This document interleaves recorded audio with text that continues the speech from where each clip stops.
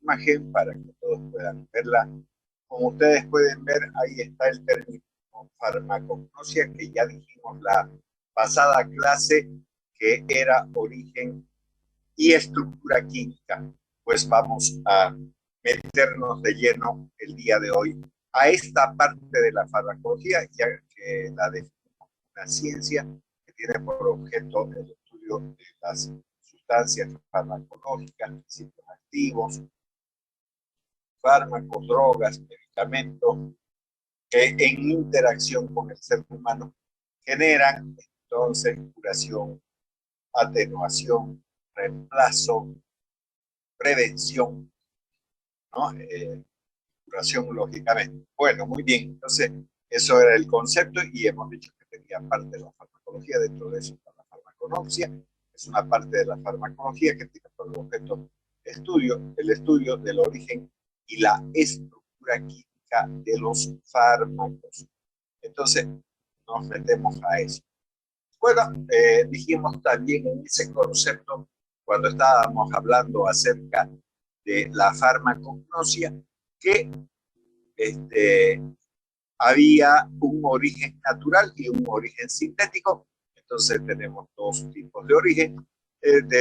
Cuando se habla del origen natural, obviamente nos estamos refiriendo a que nuestra madre tierra nos proporciona los vegetales, los animales y obviamente los minerales, ¿no? Como elementos importantes, si ustedes gustan, ¿no? En términos de cómo el ser humano ha ido buscando este, las soluciones para resolver los problemas de las diferentes enfermedades que se le fueron presentando desde la aparición del hombre en la tierra, el ser humano en la tierra, como quieran ustedes ver.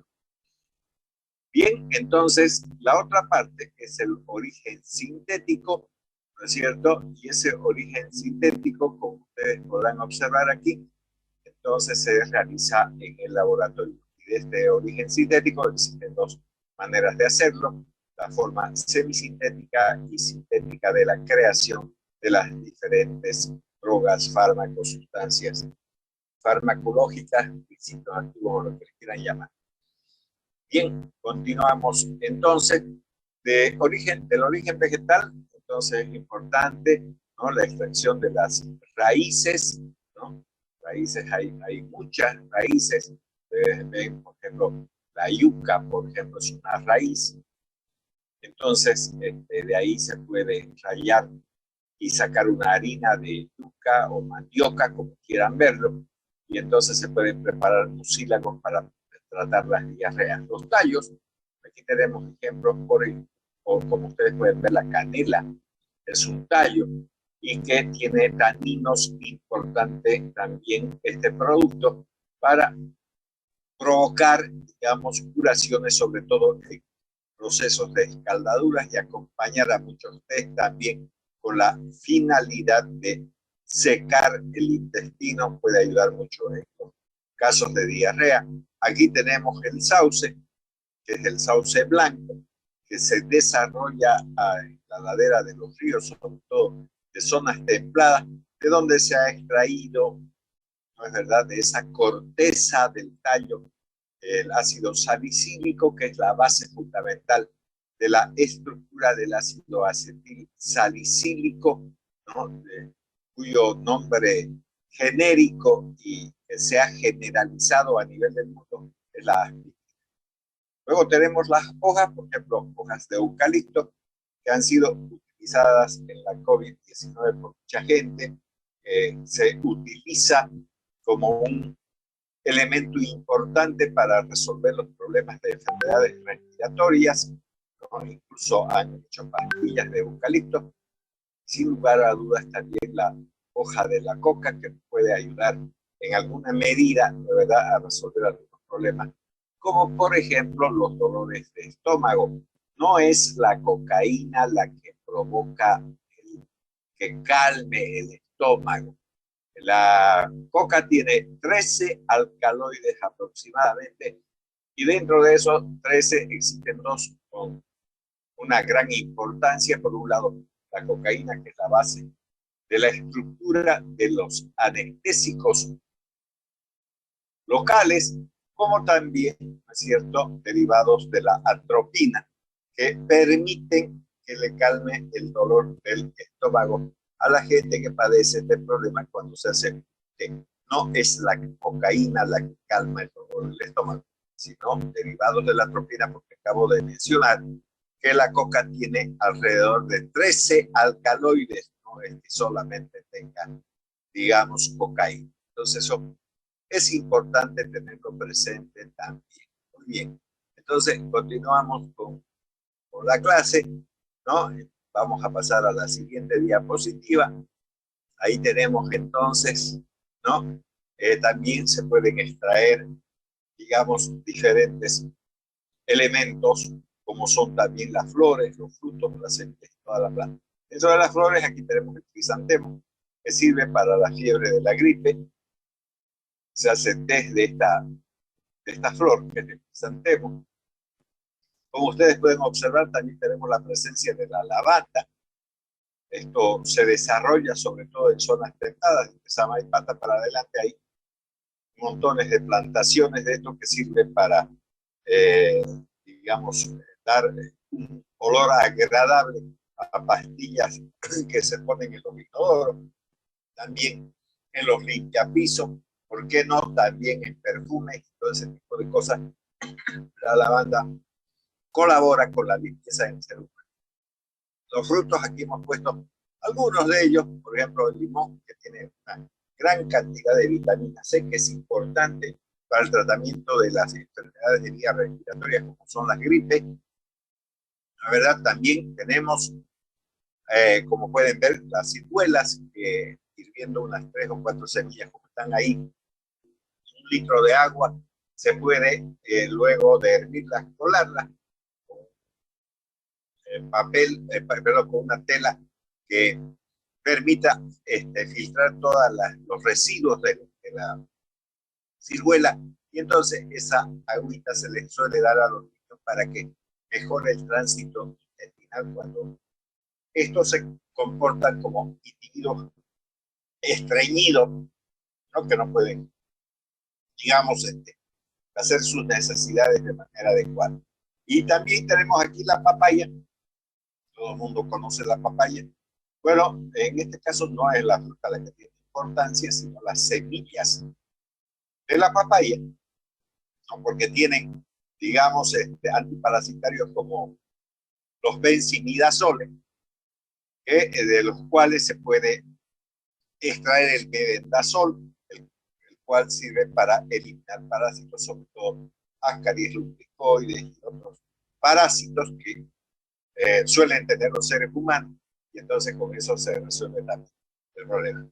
Después se puede utilizar toda la planta como ocurre con la sábila o la aloe vera, ¿no? Que tienen muchas funciones. Dentro de esas incluso se hacen champú, cremas y demás cuestiones, ¿no? Productos que son utilizados por los seres humanos. Entonces ahí tenemos también la manzanilla, es otro vegetal que se usa toda la planta para poder resolver los problemas, digamos, de orden intestinal también. Bien, luego tenemos otros conceptos dentro de esta farmacología, como son las drogas crudas. Son aquellas drogas que acabo de presentarles en la parte de los vegetales. Estas drogas crudas poseen constituyentes farmacológicamente efectivos, denominados principios activos, ¿no? Ya hemos hablado de que la coca, por ejemplo, tiene alrededor de 13 alcaloides, y dentro de esos 13 alcaloides hay 2 principios activos que son importantes, como es la cocaína, de donde se derivan los anestésicos locales, como por ejemplo la procaína, la lidocaína, la bupivacaína, etcétera. Y también hemos mencionado derivados atropínicos que permitan calmar el dolor del estómago cuando uno se hace un té o un mate de coca, como quieran llamar. Y como se utiliza agua caliente para poder extraer esos productos, entonces se denominan drogas extractivas. Pero no solamente el agua permite la extracción de las drogas. Ustedes saben que para muchos narcotraficantes utilizan queroseno, gasolina u otros elementos que permitan, digamos, extraer el principio activo de ese producto que proviene de la coca, denominado cocaína, pero que se puede utilizar estos mismos elementos para extraer otras sustancias de otras plantas que no necesariamente sea la coca. Entonces, por eso se denominan drogas extractivas. Ya, del reino animal y mineral, entonces del reino animal se pueden utilizar los polvos de órganos. Por ejemplo, en la antigüedad se utilizaban las glándulas tiroides del ganado ovino, o sea, de las ovejas, del caprino, de las cabras, ¿no es cierto? Entonces se dejaba secar, se molía y se les daba a las personas que tenían hipotiroidismo. Y entonces ahí están los polvos de órganos. También la aplicación de hormonas, ya les he dicho que antiguamente se extraía el estradiol de los ovarios de conejas y de otros animales para resolver los diferentes problemas de las damas cuando tenían alteraciones, sobre todo que no funcione de manera adecuada. Entonces, ¿cómo se llama? El ovario. Entonces, de origen mineral se utilizan sustancias purificadas. Cuando se habla de purificadas, se está hablando de esterilizadas, como por ejemplo el azufre, el hierro, las sales de sulfato de magnesio, el sodio, ¿no? Mucho se usa el sodio como cloruro de sodio, el potasio como cloruro de potasio, ¿no? Que vienen en ampollas en la farmacia, e incluso el agua. El agua tenemos en ampollas como agua destilada, bidestilada o tridestilada, que se vende en el comercio, ¿no es cierto? Y es el agua que ha sido primero, si se quiere, evaporada, ¿no?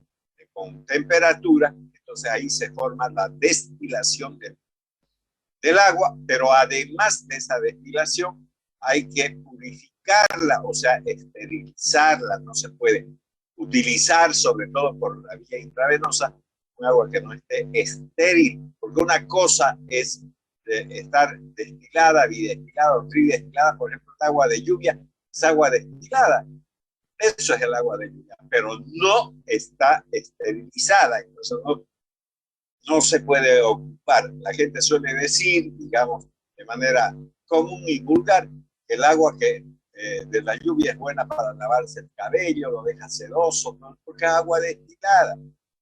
También se utiliza para las baterías el agua destilada, pero no está purificada. Eso venden en cualquier lugar donde necesitan para que funcione de manera adecuada, digamos, las baterías, ¿no? Algunas baterías, porque hay baterías secas que ya no tienen la misma estructura que las baterías comunes, sobre todo para la movilidad, bueno, muy bien, ahí también tenemos estos elementos. Si alguien quiere resolver un problema de una anemia ferropénica, entonces daré hierro, pero no le va a ir a decir, búsquese en el botón una piedra y lama todo el tiempo.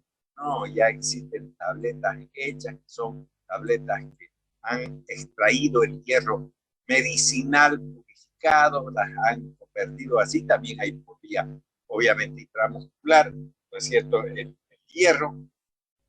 Entonces, ahí tienen ejemplos que estamos poniendo de los diferentes reinos. Muy bien. Las drogas sintéticas, ya dije que se utiliza el laboratorio para sintetizar. Los médicos no hacen esto, hacen los farmacólogos con seguridad. Antes lo hacían los médicos.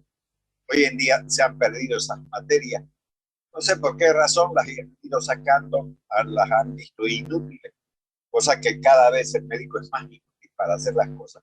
Por eso digo, poco a poco la medicina ha dejado de ser una ciencia, solamente tiene la anatomía patológica para poder hacer ciencia, que eso se lleva a cabo en el laboratorio. Todo lo demás no realizan descubrimientos de nada. Si alguien cree que los médicos son los que saben de COVID y todas esas cosas, está errado, no es cierto, porque incluso el primer médico que recibió en Juan un paciente, como les expliqué, no sabía lo que tenía el paciente, entonces dio para que se le hagan muestras de laboratorio, que hagan análisis de laboratorio, y no son los médicos los que le contestaron, sino los que trabajan en los laboratorios. Le dijeron que existe un coronavirus, que no necesariamente es un coronavirus humano, que está produciendo este problema. Entonces el médico recién se enteró de eso. Entonces, si alguien cree que la medicina lo va a llevar a ser científico, pues no es cierto, no lo es. Entonces, ¿por qué? Porque no existen las herramientas capaces, ¿no?, de llevarnos a ser científicos. Cuando recién hicieron intervenir a los médicos, sobre todo los anatomopatólogos en Italia, entonces ya fue otra la cosa. Pero los demás no hacen ciencia.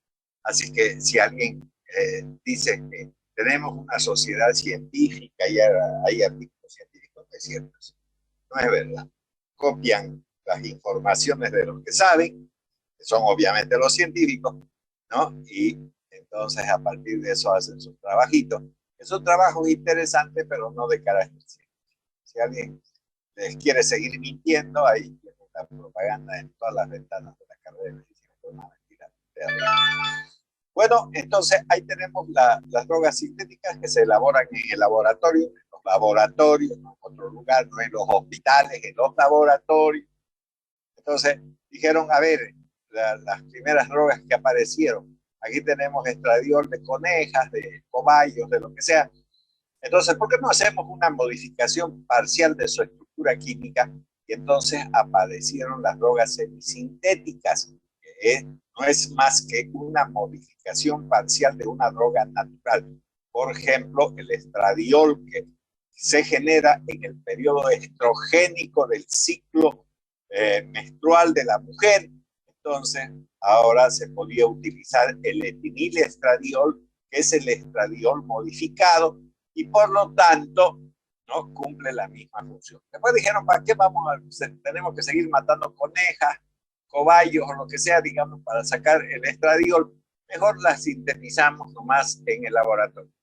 Entonces, sin tener una correspondencia estructural química, pero un funcionamiento similar al estradiol, se sintetizó el dietilestilbestrol, ¿no es cierto?, que se empezó a utilizar con dos fundamentos importantes: regular el ciclo menstrual de la mujer, o también de provocar alteraciones en el ciclo menstrual y funcionar como una droga anticonceptiva. Entonces ahí tienen el dietilestilbestrol, que hoy en día casi no se usa porque produce mucho cáncer en las mujeres, sobre todo cánceres de cuello uterino. Entonces ya no se usa mucho este dietilestilbestrol. Bien, continuamos entonces. Constituyentes principales de los vegetales. Sin lugar a dudas, dentro de estos constituyentes tenemos los hidratos de carbono, incluyendo las gomas, y están constituidos desde el punto de vista de su estructura química por hidrógeno, carbono y oxígeno. Y entonces estos hidratos de carbono pueden ser monosacáridos, ¿no es cierto?, como por ejemplo la glucosa, la fructosa, que son, digamos, monosacáridos, y también a partir de otros productos vegetales, como por ejemplo la caña de azúcar, la remolacha, se han podido extraer los disacáridos. Ambos, o sea, los monosacáridos y los disacáridos, tienen un sabor dulce. Recuerden que dentro de los disacáridos, lo más importante, sin lugar a dudas, es la sacarosa. La sacarosa, que es un disacárido, tiene sabor dulce, es el azúcar común de la mesa, ¿no es cierto?, donde endulzamos el café, el té, el chocolate, la leche o lo que quieran. Y los polisacáridos, que no son de sabor dulce, y tampoco muchos de ellos no son metabolizados por el ser humano. Por ejemplo, la celulosa, que se encuentra en los vegetales, por ejemplo, la lechuga y otros vegetales que puedan utilizarse y que no necesariamente son absorbidos por el intestino del ser humano, pero sí por la de los animales, las vacas, las ovejas, las cabras. Eso sí pueden absorber los polisacáridos y no tienen un sabor dulce como ocurre con los monosacáridos y los disacáridos. Recordemos que ya mencioné la glucosa más importante de los monosacáridos para el ser humano, y entonces se vende en el comercio, ¿no es cierto?, como por ejemplo con el nombre de glucosamín, ¿no es verdad? También de suero glucosado al 5%, y así sucesivamente. Entonces, ahí tenemos algunos ejemplos de estos constituyentes químicos que están además constituidos por hidrógeno, carbono y oxígeno, como ustedes pueden ver en la diapositiva. Luego aparecen las gomas, que son productos coloidales, son polisacáridos, miren ustedes, que forman mucílagos y precipitan con el alcohol. Dentro de esos ejemplos, por ejemplo, ahí tienen ustedes las vainitas. Pero también tenemos mucílagos en otras plantas, como por ejemplo la papa. Tenemos 10 minutos. Si se corta, entonces vuelven a ingresar con el mismo enlace, por favor, ¿no? Porque el tiempo es limitado, 40 minutos y listo, y se acaba la cosa. Entonces tenemos 10 minutos. Entonces, estos mucílagos que estaba hablando se pueden extraer, por ejemplo, rayando la yuca. Tenemos entonces una harina de yuca que podemos hacer hervir, podemos hacer la papa del arroz, ¿no es cierto? Principalmente del arroz se hacen estos mucílagos que se utilizan para el tratamiento de las diarreas, igual que del plátano verde. Se raya el plátano verde y se hace una especie de sopa de plátano verde y entonces se resuelven las diarreas. Pero fíjense que si se mezclan con el alcohol se precipitan. Y luego, si se hace hervir más y se deshidrata mucho más al agua de arroz, entonces se forman lo que se denominan engrudos y que además son pegamentos que sirven para pegar algunas figuritas en los cuadernos, o también se pueden pegar papeles grandes en las paredes, por ejemplo, de propagandas de campañas electorales y todo ese tipo de cosas, con esa sustancia denominada engrudo, que no es más que una goma. Después tenemos los glucósidos, son de origen vegetal también, son azúcares y otras sustancias que no lo son. Generalmente aquí, por ejemplo, tenemos la Digitalis purpúrea, que es esta planta cuya flor ustedes la están observando, y esta es la estructura química que está constituida por una sustancia que no es un azúcar, que es el ciclopentano perhidrofenantreno, y una lactona, un anillo de 5 miembros, como pueden observar ustedes aquí.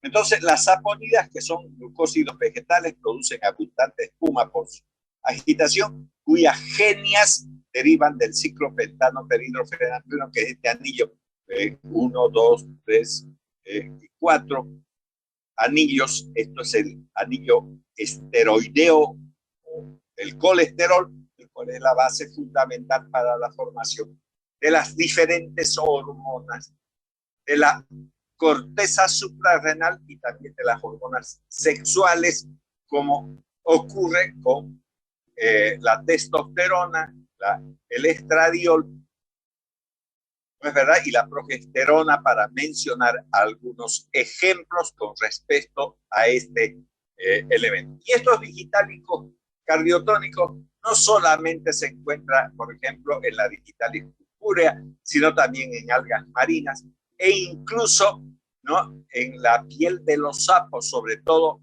aquellos del género Bufo arenarum jensen, ¿no?, que es el sapo común, ¿no es verdad? Y que digamos, secreta una resina que puede mejorar la insuficiencia cardíaca de las personas. Por eso algunos brujos dicen, o por lo menos las personas que han observado lo que han hecho los brujos, dicen, han traído un sapo, le han puesto en el pecho y ha ido mejorando. Claro, el sapo secretó su resina, se absorbió a través de la piel y mejoró la insuficiencia cardíaca de ese paciente que estaba muriendo por insuficiencia cardíaca. Y entonces creen que la magia, la brujería o la estupidez esa que le llaman brujería, ¿no es cierto? Porque en realidad no existe esa cosa, solamente en la psiquis de los seres humanos, ¿no es verdad? Que se dejan impresionar por esas cosas. Entonces salen diciendo que el brujo lo curó porque le puso un sapo en la piel, en el pecho, digamos, ¿no? Y se curó, claro.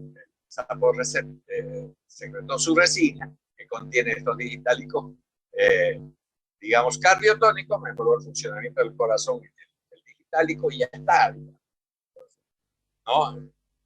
Hacen ese tipo de cosas. Siempre es bueno investigar un poco más que dejarse impresionar por las estupideces de lo que hacen, digamos, estos adivinos y no sé qué cosas existen en el. Bueno, muy bien, pero van a seguir existiendo y también van a seguir existiendo creyentes. No vamos a cambiar el mundo con solo una clase, no lo vamos a hacer. Entonces ahí está. Los taninos también son importantes, son de origen vegetal no nitrogenados, solubles en alcohol y agua. Estos taninos son astringentes, secantes, sirven para resolver, por ejemplo, las escaldaduras y contienen, por ejemplo, las uvas. Si uno agarra un poco de vino puro, van a ver cómo seca la boca. Si alguien hace una infusión de té común, de té que tomamos en el desayuno, ¿no es cierto? Y no le pone azúcar y hace un té tinto, es decir, deja 20 minutos en el recipiente sin ponerle azúcar y se pone un poco a la boca, van a ver cómo seca la boca y entonces esto se denomina tanino. Y son muy buenos antisépticos, además, uno puede lavar con agua de té los ojos de alguien que tenga conjuntivitis y resuelve el problema sin ningún inconveniente. Entonces ahí tenemos tanino. Hemos puesto un ejemplo, aquí tienen las uvas y los diferentes vinos, el vino tinto, rosado y obviamente el vino blanco, como ustedes pueden observar en la diapositiva. Las grasas son ésteres de ácidos grasos que provienen también de las plantas. Ustedes pueden ver diferentes productos aquí, incluyendo el pescado, que obviamente que no es una planta, pero digamos está en esta imagen. Pero tenemos aquí, por ejemplo, el aceite y que pueden ser sacados, por ejemplo, las paltas que ahorita están de moda y altísima palta, bastante económica. Aquí tenemos las nueces y diferentes vegetales de los cuales se pueden extraer estas grasas que son ésteres de ácidos grasos y glicerol, que son muy útiles en la vida del ser humano. Luego tenemos los aceites volátiles. Los aromas característicos de las plantas, flores y frutos provienen de esos aceites volátiles. Las damas tienen mayor conocimiento porque siempre tienen la tendencia de tener mejores perfumes. Y hay unas esencias que venden en unos tubitos parecidos a los tubos que contienen anestésicos de los odontólogos. Y entonces ahí si ven que esa solución es una solución aceitosa que sale de las flores, un montón de flores, de las frutas, por ejemplo, el durazno tiene un aroma muy penetrante hoy. Estamos con una gran cantidad de duraznos en los mercados y se puede oler de lejos, ¿no?, la presencia del durazno. Y eso obviamente es una fruta, ¿no?, que contiene estos aceites volátiles que se pueden utilizar en perfumería, sobre todo, y en esencias para generar diferentes refrescos de sabor de durazno, de manzana, de lo que sea. Bueno, muy bien. Las resinas, entonces aquí tenemos un tronco de un árbol con la presencia de las resinas, son sustancias sólidas, amorfas, brillantes, insolubles en agua y solubles en alcohol. Si un niño se trepa a un árbol, por ejemplo, de mango, y digamos, ensucia con esta resina, señora mamá, estoy hablándole a las damas, ¿no es cierto?, que aunque sean médicos el día de mañana, van a tener hijos, ¿no?, si se trepan ahí, entonces van a manchar la ropa, no le echen agua y jabón, no va a salir. Aquí dice clarito que son insolubles en agua y solubles en alcohol. Agarre alcohol, eso sí va a salir, porque aquí dice que es soluble en alcohol. Clarito está diciendo eso. Aquí tenemos estas resinas, de las cuales la resina más importante es el ácido abiético, ¿no?, que se utiliza mucho en medicina, ¿no?, pero ahí tienen la presencia de esas resinas, ¿no?, y está descrita como tal, ¿no?, que son sólidas, amorfas, brillantes e insolubles en agua y solubles en alcohol. Los alcaloides son los productos más importantes de los vegetales, son los constituyentes importantísimos de los vegetales, de los cuales se saca un montón de cosas. Ustedes ven ahí, por ejemplo, un alcaloide que contiene el café, que son las metilsantinas, broncodilatadores, muy buenos para los pacientes asmáticos. Obviamente que también tiene cafeína, pero tiene metilsantina, eso quede claro. Son sustancias nitrogenadas básicas y de acción farmacológica potente. Entonces aquí tienen el alcaloide del café, que se está refiriendo básicamente a la cafeína, que es una metilsantina, ¿no? Para que nosotros podamos entender, y esas metilxantinas son broncodilatadores que les vienen muy bien a los pacientes que tienen asma bronquial.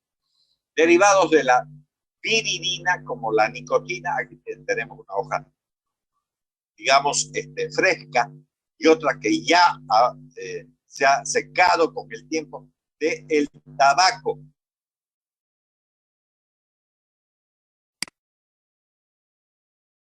Bien, habíamos quedado aquí, en esta parte, ¿no es cierto? Ya hay mucha gente que se ha ido retirando, se cansó, entonces ya, pero vamos a continuar lo que quedamos. Derivados entonces de la piridina, como la nicotina, del tabaco, ustedes ven que esta es una hoja fresca, digamos verde, se deja secar y después se muele y ahí tenemos el tabaco, el cual contiene sin lugar a dudas la nicotina, que tiene una acción importante sobre el parasimpático, porque el parasimpático tiene dos tipos de receptores, los nicotínicos y los muscarínicos. Entonces los derivados de la piperidina, como la cicutina, aquí tenemos entonces la estructura química de la cicutina, y aquí tenemos también la planta, es un veneno con el cual envenenaban en la Roma antigua a los reyes. Entonces ahí tienen también, y cuando alguien tiene, digamos, habla mucho para el prójimo, ¿no? Le suelen decir este es un cicuta, o sea, un venenoso, digamos, ¿no? Para que, por alusión a esta planta que en otro tiempo generaba mucha muerte. Bueno, los derivados de la quinolina, como la quinina, el árbol de la quina, sirve para el tratamiento del paludismo.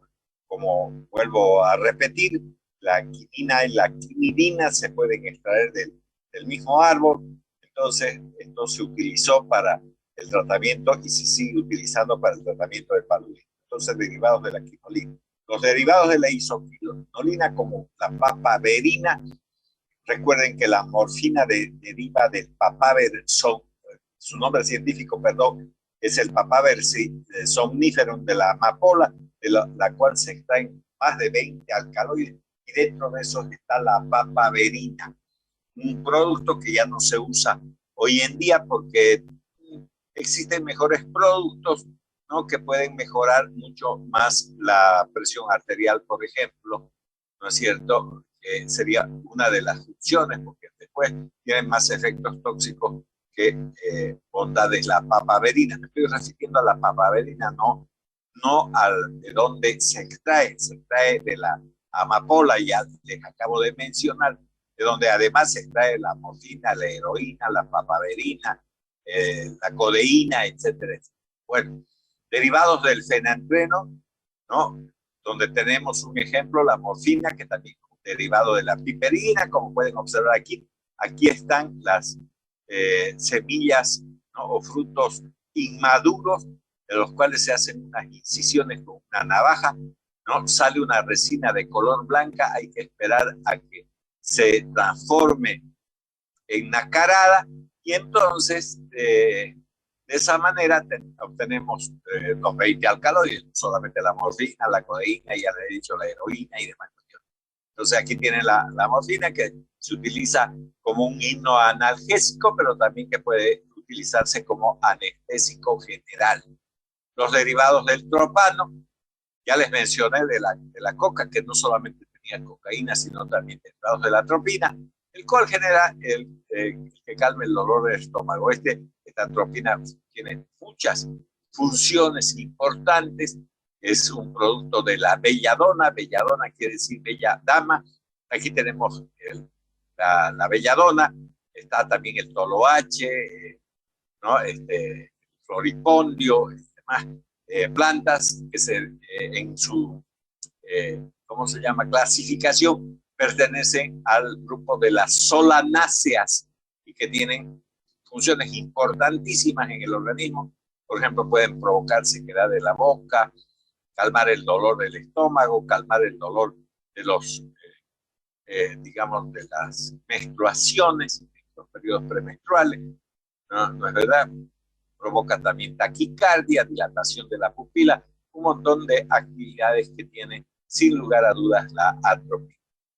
Los derivados del indol, ahí tenemos la eserina, ¿no? La cual proviene del haba del calabar, que también se denomina frijol de calabar. Esto existe en el África subtropical, ¿no? De la cual deriva la fisostigmina. Y existen tres grupos de medicamentos, ¿no es cierto? Algunos que son importantes para provocar un movimiento intestinal adecuado, sobre todo en el líquido paratípico postoperatorio, como es la neostigmina, pero también existen derivados organofosforados, ¿no? Donde se encuentran los venenos, ¿no es cierto?, que utilizamos para, eh, eh, digamos, limpiar los campos de insectos, o sea, son insecticidas, como el baigón, por ejemplo, ¿no? Pertenece también a este grupo. Y también otros fármacos que son bastante útiles, si se quiere, ¿no es cierto?, para el tratamiento de la enfermedad de la Alzheimer, que es una demencia, si ustedes gustan, entonces ahí vienen estos derivados del indol, donde tenemos como, por ejemplo, la eserina. Los derivados del imidazol, como la pilocarpina, que proviene de una planta denominada Pilocarpus jaborandi, ese es su nombre científico. Ustedes tienen además, digamos, en la imagen. Ya no se utiliza mucho la pilocarpina, también tenía acciones importantes sobre la presión y el intestino, pero es muy tóxica, que ha sido reemplazada por otros productos, así que no es muy útil la pilocarpina con esto, al respecto. Ya, los constituyentes principales de los animales, sin lugar a dudas, las proteínas son los elementos más importantes que nos proporcionan los animales. Recuerden que el desarrollo muscular se lleva a cabo por el consumo de proteínas, que las consumimos principalmente de las carnes, sea de ganado vacuno, de los peces, de los pollos, ¿no?, de las aves en este caso, y que nos permiten un adecuado crecimiento, desarrollo y funcionamiento de nuestro organismo. También se pueden extraer de los animales los esteroides, ¿no es verdad?, de los cuales provienen diferentes sustancias como las hormonas sexuales, las hormonas de la corteza suprarrenal y también la de los ácidos biliares, que son importantes para poder digerir de manera adecuada las grasas.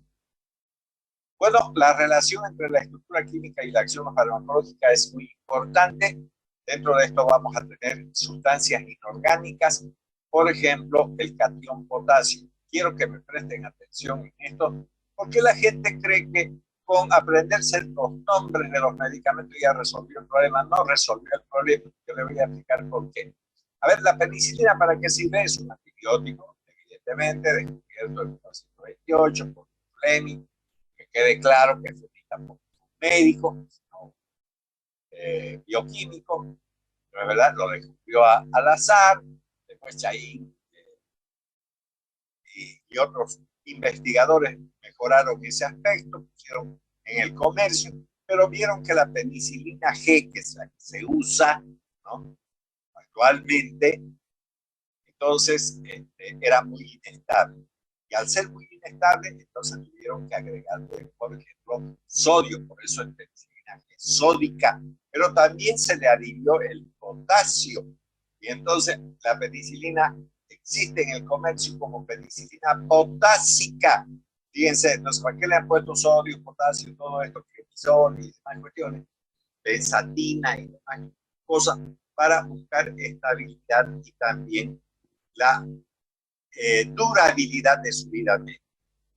Este catión potasio, donde se encuentre, provoca depresión del aparato cardiovascular, sobre todo del corazón. El potasio es un depresor cardíaco. Si alguien le pone penicilina potásica a un paciente que tiene insuficiencia cardíaca, se va a morir por la presencia del potasio. No se puede administrar potasio de manera directa, porque se muere el paciente por paro cardíaco. Que quede claro, si alguien receta por intravenosa directa este medicamento, va a matar al paciente, y sería bueno que su receta además ponga un cajón, porque se va a morir. Entonces, el potasio por vía oral no mata a nadie, pero por vía intravenosa sí.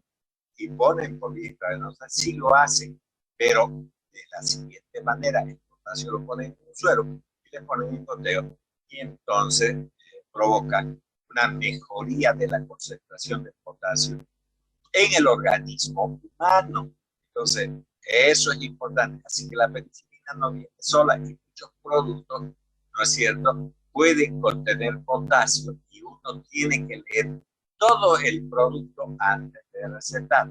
El catión magnesio también es un depresor del sistema nervioso central. Existe un producto que se llama Magnofina, que es para aplicación intravenosa, sobre todo pacientes que convulsionan, por ejemplo, en las embarazadas, cuya patología se llama eclampsia, que se caracteriza por edema, hipertensión y convulsiones.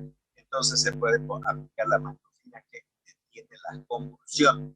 Entonces es un anticonvulsivante el magnesio. Pero si el magnesio se lo aplica por vía oral, tremenda diarrea le va a dar. Por eso la leche de magnesio que se aplica por vía oral provoca diarrea y no para ninguna convulsión, lo que no para es de ir al baño. Eso es lo que va.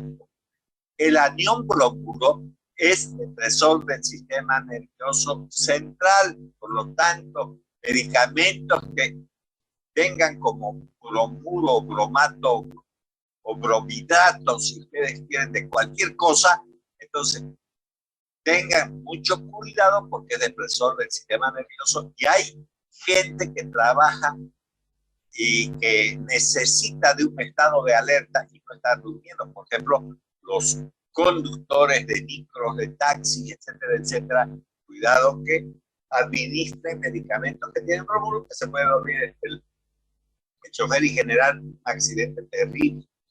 Los aniones nitritos son vasodilatadores, y al ser vasodilatadores, ¿no es cierto?, entonces bajan la presión arterial. ¿Cómo se llama? La dinamita, ¿no? Es el nitrotolueno, eso es la dinamita. Es una masa amarillenta que se le pone un fulminante y una mecha, se enciende y explota. Entonces, esos nitritos que tiene el nitrotolueno, que es la dinamita, esa masa amarillenta aplicada de forma sublingual puede bajar la presión rápidamente en un paciente que lo necesita. Entonces, los cationes que forman metales pesados como el mercurio, plata y cobre, como pueden observar ustedes, son herbicidas. Destruyen las características proteicas de estos gérmenes. Por ejemplo, el mercurio clon, que le aplican en las heridas a aquellas personas que están jugando voleibol en una cancha polifuncional o justito, y se lastima, y entonces eso le ponen y se mejora, digamos, y se evita la infección. Así que son herbicidas ellos. Bueno, los compuestos orgánicos, entonces tenemos los hidrocarburos alifáticos alicíclicos, que son depresores del sistema nervioso central, como por ejemplo los anestésicos generales, ¿no? Dentro de eso tenemos el éter, el alotano, el florano, el sevoflorano, etcétera, etcétera. Son hidrocarburos alifáticos alicíclicos, pero estos no son compuestos inorgánicos, estos son compuestos orgánicos. En cambio, los fenoles son herbicidas e irritantes locales.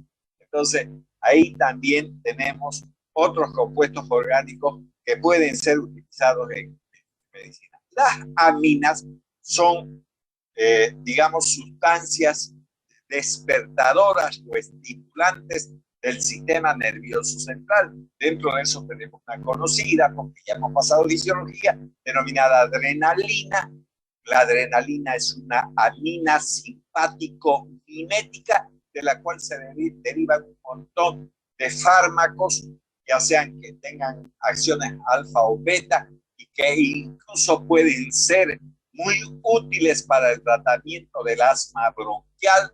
Por ejemplo, los beta-2 adrenérgicos, ¿no? Estoy hablando que son específicos de los receptores beta, ¿no? Y otros como esta misma adrenalina, que viene con el nombre de epinefrina, que se puede aplicar por vía subcutánea e intramuscular en los casos sobre todo de descenso de la presión arterial, como por ejemplo podría ocurrir en el shock anafiláctico. no sirve para curar el shock anafiláctico, pero sí sirve para curar el shock, no la anafilaxia, que eso está implicando, digamos, una alergia.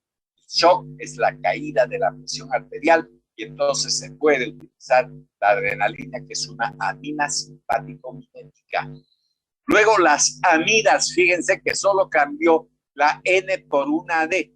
Las amidas son anestésicos locales, ¿no? Por ejemplo, la lidocaína es una amida, ¿no? Y esa amida es un anestésico local que se utiliza en todos los centros médicos, ¿no es cierto? Es el principal anestésico, el menos dañino para la salud, ¿no? Aunque también es un antiarrítmico, la lidocaína. Y existe otro producto que es un anestésico, pero que no es una amida, sino es un éster, por ejemplo, la procaína. Se puede modificar su estructura química en el laboratorio y adherirle un grupo amida, y entonces se genera otro producto denominado procainamida. Y la procainamida ya no es un anestésico local, sino es un antiarrítmico, sobre todo útil en las taquiarritmias supraventriculares. Es muy útil para esa patología. Entonces, ahí tienen. Después tenemos las quinonas. Estos son irritantes locales. Entonces, dentro de eso tenemos que tiene propiedades medicinales. Por ejemplo, se utiliza muy bien para el tratamiento del estreñimiento, ¿no es verdad? Como pueden ver, incluso en infusiones, ¿no? Para que pueda la persona ir al baño.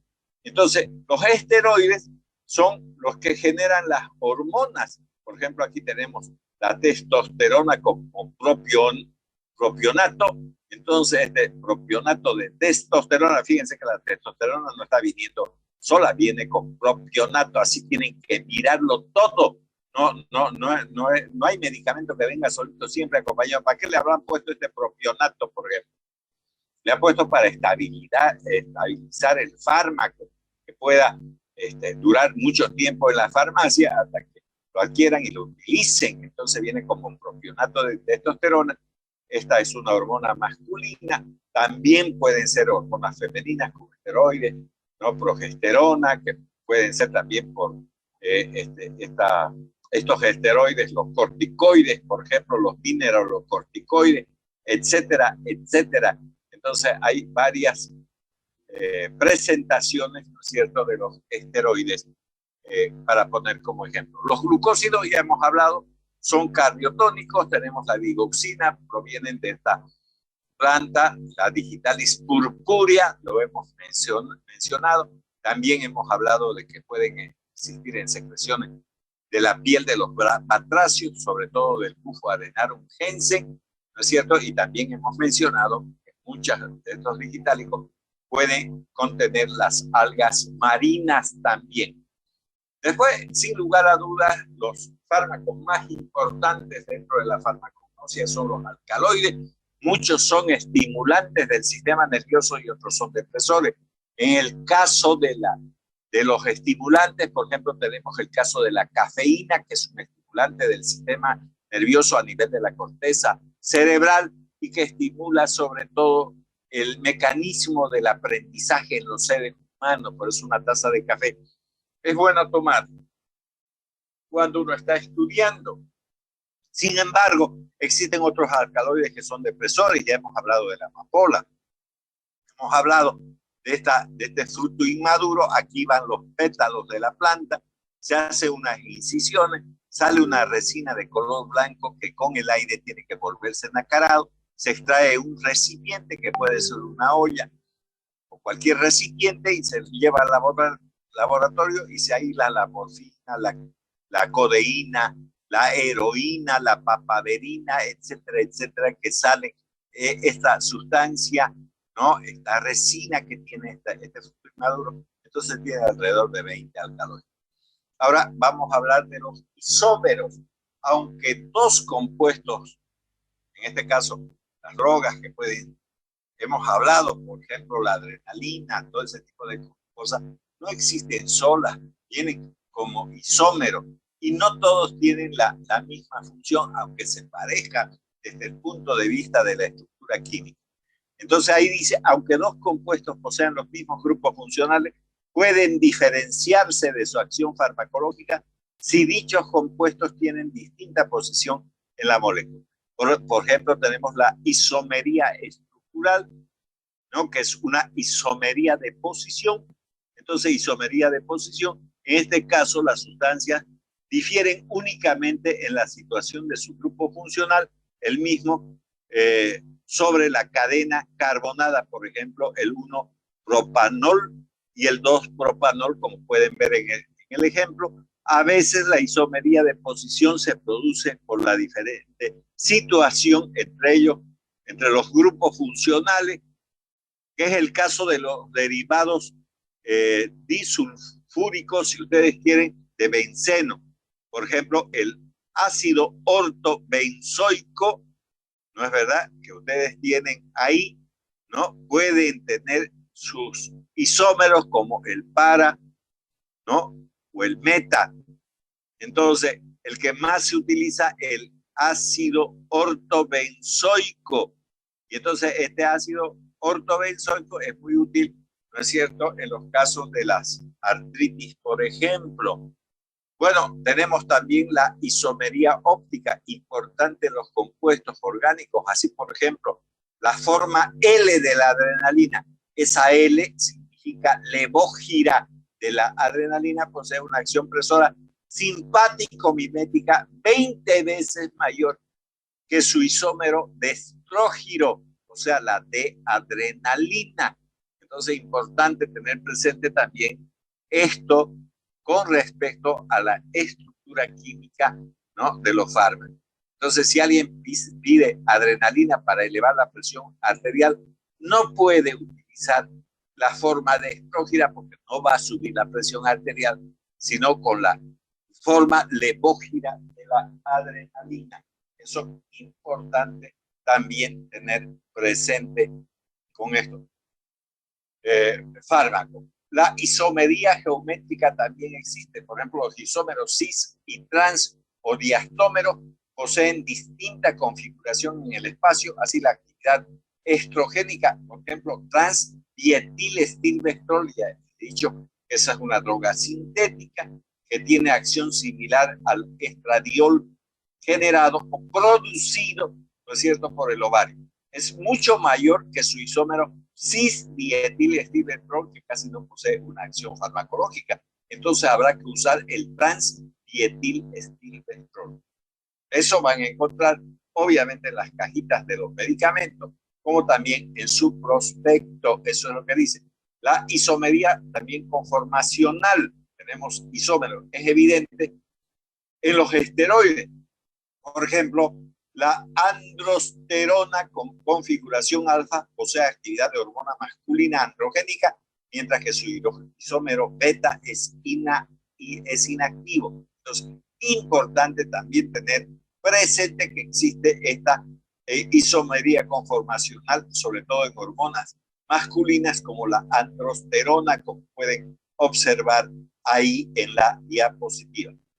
Ahora, ¿qué son los isósteros? Son elementos y compuestos con disposición idéntica en las capas periféricas de sus electrones, por lo que generalmente poseen similar acción. Por ejemplo, la diaminodifenilsulfona comparada con la diazolsulfona. La diaminodifenilsulfona es un fármaco que se utiliza para el tratamiento de la lepra.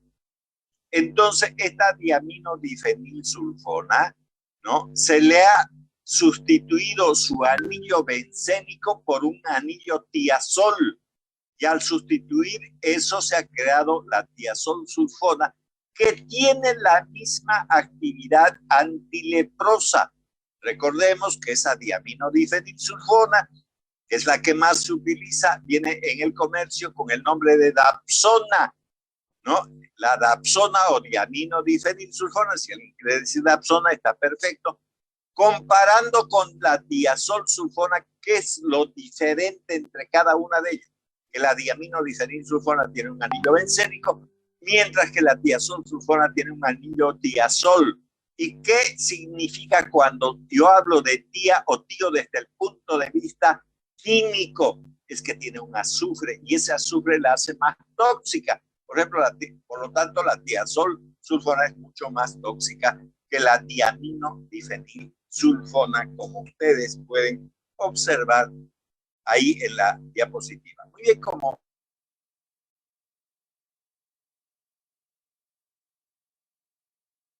farmacognosia, la próxima clase, que es el día miércoles, entonces comenzamos con la farmacodinamia. Ya hemos terminado la farmacognosia. Ahora vamos a ver otra parte de la farmacología, que es sin lugar a dudas la farmacodinamia. Y eso sí tenemos que saber sí o sí, porque si no sabemos la acción farmacológica, ¿no? de los diferentes fármacos, drogas, sustancias farmacológicas que utilicemos en nuestros pacientes, entonces no podemos seguir adelante con la medicina, ¿no?